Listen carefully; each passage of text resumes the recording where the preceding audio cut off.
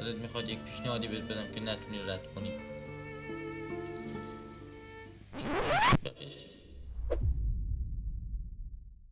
دلت میخواد یک پیشنهاد بهت بدم که نتونی رد کنی. آقا بشین سر جات، میخوام اینطوری مشتی بگیرم. امروز میخوایم بریم با هم لحظاتی که حیوانات وحشی مثلا سگ، مثلا حیوانات وحشی خیلی وحشی که با انسان ها دوست میشن و برای انسان ها کارایی میکنن. حالا موضوع ویدیو اینه که الان بهتون میگم for the danger animal kind of being friendly. یعنی چی؟ یعنی که 40 تا حیوان خطرناک که چیز میشن با انسان ها فرندلی میشن. 40 تا حیوان خطرناک یعنی یه 40 قسمت از حیوانات خطرناکی که چیز کارهای فرندلی میکنن، یعنی دوستانه و خیلی رام میان یه کارهای برای به حساب مردم انجام میدن. بریم سراغ ویدیو. فهمیدیم.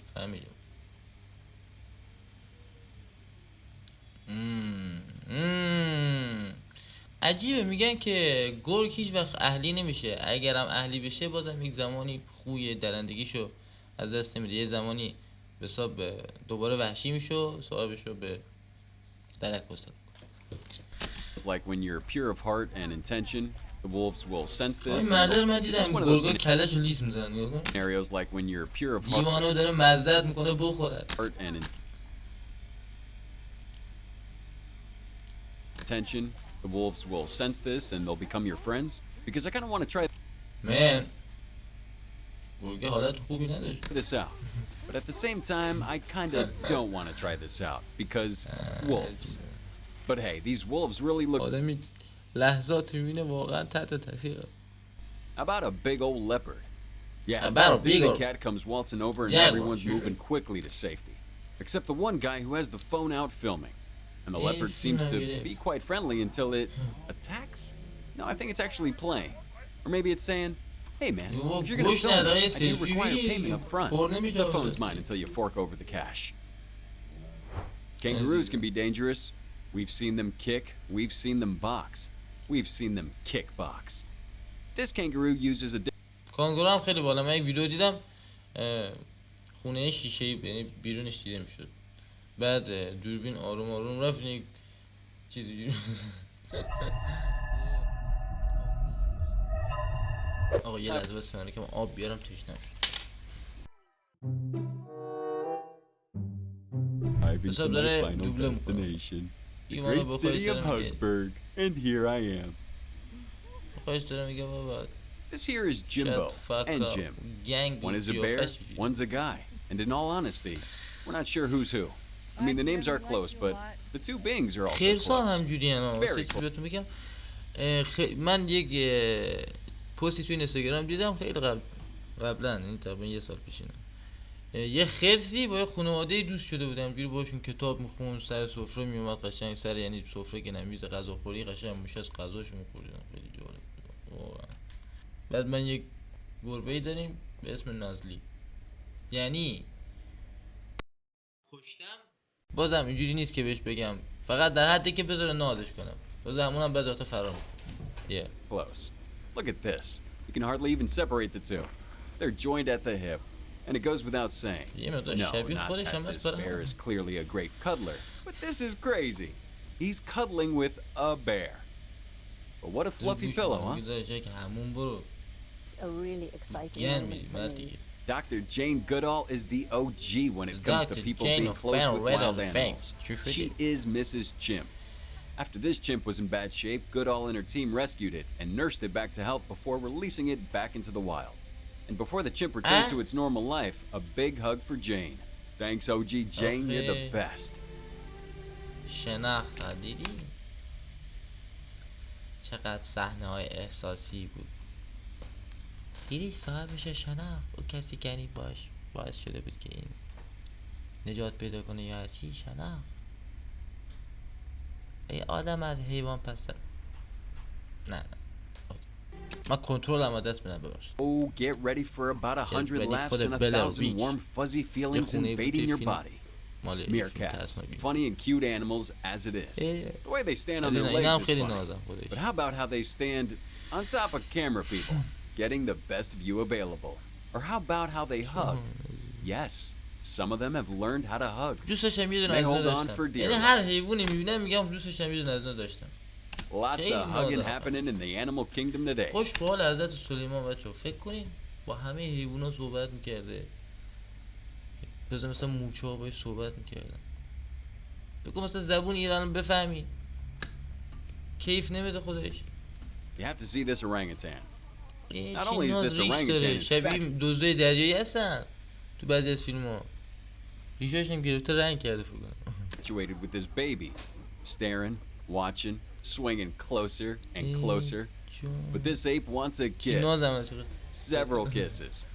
The kid's unsure how to react, but everyone else can see how adorable this all is. خداییش از حق نگذاریم.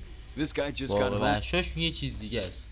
قشنگ میری با حیوان یک سلام علیک میگوی. When he's looking for his best friend. It's been a long day. Where is that best friend of mine? خب این کجاش best friend آدم خب ای خدا. Oh, here he comes, waddling over, and it's some type of huge lizard. And it's acting like a dog. So what is that dog lizard? It sure appreciates and shows affection. حالا یه چیز بهتون بگم حالتون به هم بخوره. اینا رو بعضیا میخورن خدایا میخورن بعضی اینا رو.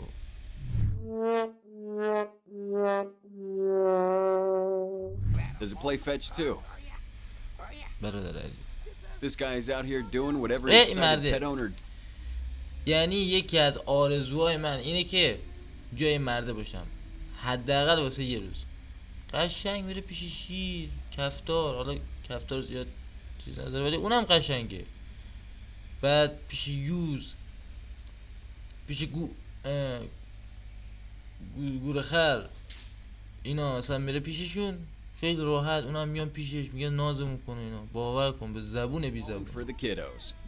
Where are my little fluffy kids? بیا نگاه کن. Wait, why is he outside? من اینا رو میشناسم. اسم یکیشون دکستر، اسم یکیشون اسنوه، اسم یکیشون هم نایلاه.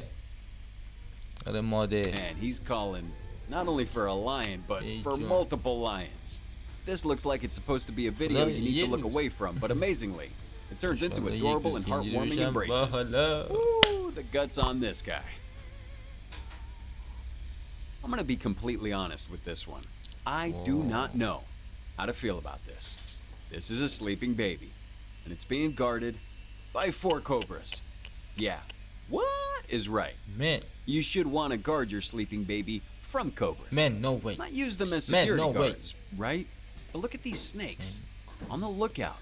Coordinated البته مار Give them some هر walkie-talkies چقدر and you got a سمی و secret هر چقدر چیز باشه اگه احساس خطر نکنه نمیزنته. تا اکتشافات بعدی خدایا رو نگهدارتون. یا علی.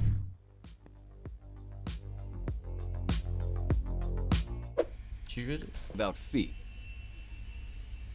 When you go diving, you have to make sure that your suit's on correctly. Make sure you got enough air. And you clearly have to prepare yourself for gray seals. Because they're huggers and embracers. Seriously, look at this affectionate seal. He's acting like an ecstatic fan that just met his favorite comedian in the bar. Hey man, you're the best. No, you're the best. I love that bit you do about kelp. That one's a killer, man.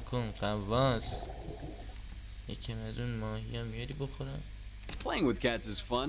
You always have to make sure you don't cross that line of too far, though. And when it comes to a big jaguar, yeah, you definitely don't want to cross any lines. So why isn't this guy even sweating? Even when the enormous tiger wants to come up and play as well. Oh my goodness. These things are like house cats, but really, really big. ولی خدایش هم خطرناکه. یعنی نمیدونم ولی واقعا خطرناکه. مخصوصا گرگ. میترسم. Cats. Like, what are you feeding your big house cats? Big house cats. We've seen friendly seals, friendly lions. How about a combination of both of those? A friendly sea lion. All right, maybe not a true combination, but this thing is big like a lion, and look at it. All right, maybe not a true combination, but this thing is big like a lion, and look at it. Just wants to be friends with everyone. Swim around, enjoy vacation, take selfies with people, living the good life. This sea lion is perpetually on vacation, and perpetually... خدا یه دونه از سر راه ما هم قرار بگیره دیگه. انشالله با امید خودت. In a good mood. want me to come say hi? ایشون Yes? اینو قهقه This right here میزنن is what you need to watch if you're ever in a bad mood and need to pick me up. These foxes are cute. میخنده واقعا. Love to be pet. But hold on. Listen. خب خدایا They're laughing. بکنید 2 روز They're cracking up. These foxes have been watching. Foxes are an instant brightener of your day. چیا؟ All right, get ready for the next adorably affectionate. هممون دیدیم که وحشتناکترین حیوان ها هم میتونن اهلی باشن، ولی بعضی از انسان ها از حیوانات هم میتونن پستر باشن. هیچ ربطی نداشت. همتون رو به خدای مهربون میسپارم. قربون شما یا علی.